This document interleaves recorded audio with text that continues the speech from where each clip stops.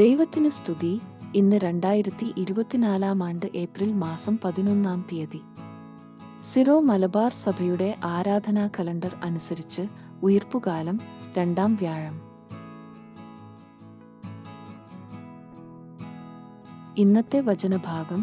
1-ാം വായന വിശുദ്ധ പൗലോസ് ശ്ലീഹ റോമക്കാർക്കു എഴുതിയ ലേഖനം, അധ്യായം 5, വാക്യങ്ങൾ 1 മുതൽ 5 വരെ. വിശ്വാസത്താൽ കൃപയിലേക്കു പ്രവേശനം. വിശ്വാസത്താൽ നീതീകരിക്കപ്പെട്ട നമുക്ക് നമ്മുടെ കർത്താവായ യേശുക്രിസ്തു വഴി ദൈവവുമായി സമാധാനത്തിൽ ആയിരിക്കാം. നമുക്ക് കൈവന്നിരിക്കുന്ന ഈ കൃപയിലേക്ക് അവൻ മൂലം വിശ്വാസത്താൽ നമുക്ക് പ്രവേശനം ലഭിച്ചിരിക്കുന്നു. ദൈവമഹത്വത്തിൽ പങ്കുചേരാമെന്ന പ്രത്യാശയിൽ നമുക്ക് അഭിമാനിക്കാം. മാത്രമല്ല, നമ്മുടെ കഷ്ടതകളിലും നാം അഭിമാനിക്കുന്നു. എന്തെന്നാൽ കഷ്ടത സഹനശീലവും, സഹനശീലം ആത്മധൈര്യവും, ആത്മധൈര്യം പ്രത്യാശയും ഉളവാക്കുന്നു എന്ന് നാം അറിയുന്നു. പ്രത്യാശ നമ്മെ നിരാശരാക്കുന്നില്ല, കാരണം നമുക്ക് നൽകപ്പെട്ടിരിക്കുന്ന പരിശുദ്ധാത്മാവിലൂടെ ദൈവത്തിന്റെ സ്നേഹം നമ്മുടെ ഹൃദയങ്ങളിലേക്ക് ചൊരിയപ്പെട്ടിരിക്കുന്നു. ഇന്നത്തെ സുവിശേഷം വിശുദ്ധ മത്തായി എഴുതിയ നമ്മുടെ കർത്താവീശോമിശിഹായുടെ പരിശുദ്ധ സുവിശേഷം, അധ്യായം 15, വാക്യങ്ങൾ 21 മുതൽ 28 വരെ. കാനാൻകാരിയുടെ വലിയ വിശ്വാസം.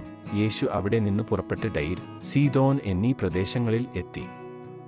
അപ്പോൾ ആ പ്രദേശത്തു നിന്ന് ഒരു കാനാൻകാരി വന്നു കരഞ്ഞ് അപേക്ഷിച്ചു, കർത്താവേ, ദാവീദിന്റെ പുത്ര, എന്നിൽ കനിയണമേ. എന്റെ മകളെ പിശാച് ക്രൂരമായി ബാധിച്ചിരിക്കുന്നു. എന്നാൽ അവന് ഒരു വാക്കുപോലും ഉത്തരം പറഞ്ഞില്ല. ശിഷ്യന്മാർ അവനോട് അഭ്യർത്ഥിച്ചു, അവളെ പറഞ്ഞേച്ചാലും. അവൾ നമ്മുടെ പിന്നാലെ വന്നു നിലവിളിക്കുന്നല്ലോ. അവന് മറുപടി പറഞ്ഞു, ഇസ്രായേൽ ഭവനത്തിലെ നഷ്ടപ്പെട്ട ആടുകളുടെ അടുത്തേക്ക് മാത്രമാണ് ഞാൻ അയക്കപ്പെട്ടിരിക്കുന്നത്.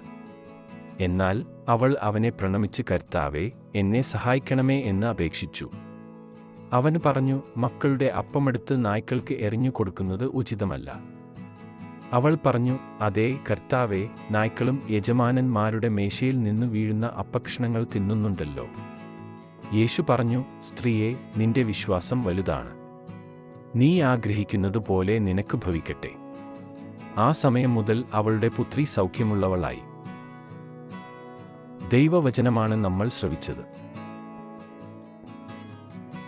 നമ്മുടെ കർത്താവായ മിശിഹായ്ക്ക് സ്തുതി.